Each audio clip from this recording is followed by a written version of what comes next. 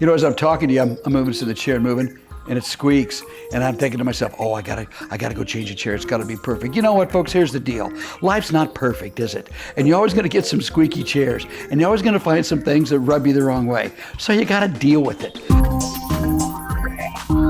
That's what this is all about. You just have to laugh. You got to deal with it in the situations. And sometimes, you got to laugh at yourself. And sometimes you have to squeak in the chair. And sometimes you can help other people go through it. I get a call from a great friend of mine, Larry. And he said, hey man, call Brother Ray. Ray's a great friend of ours and he's a firefighter. He said he had a bad day.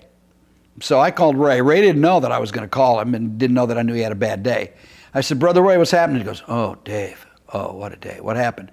He said, well, we went to a scene, we ran a call, and there was a kid that was got caught, in a robbery, and he got in his car and he's driving off. So he's driving off fast from the police, and he puts his head out the window and he's looking around to see what's going on, if there's anything, and doesn't see a pole there. And yeah, as Ray said, he said, David, that pole, as Ray said, I'm quoting, chicken enchiladas that guy's face and his head.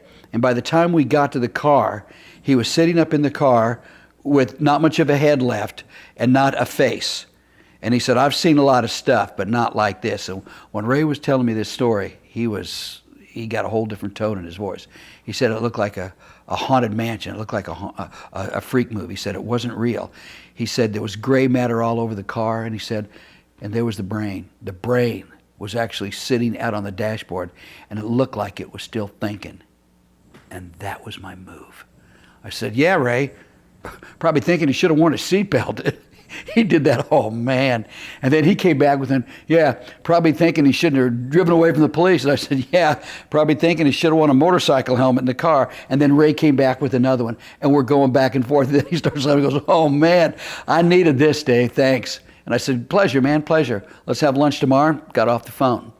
Now, here's why that works. Let's break that down. When I called Ray, and we started joking around about what he saw. And the joking around is the humor. What happens now with Ray, and we've talked about this since then, when he goes back to that scene in his head and the memory, because memories never go away. When he goes back to that moment, he's going to not only remember that moment, but he's going to remember how we joked around about it. And here's how the humor helps. The volume, the intensity is turned way down on it. The memory never goes away. The thought never goes away. But you can turn the volume down every time. That's the value of humor, because that's the value of thinking funny. The laughter helps because laughter makes us feel good. It helps get rid of some of those emotions just by laughing. That's why humor helps us survive. And honestly, that's why I keep doing You Just Have to Laugh. Because you do just have to laugh.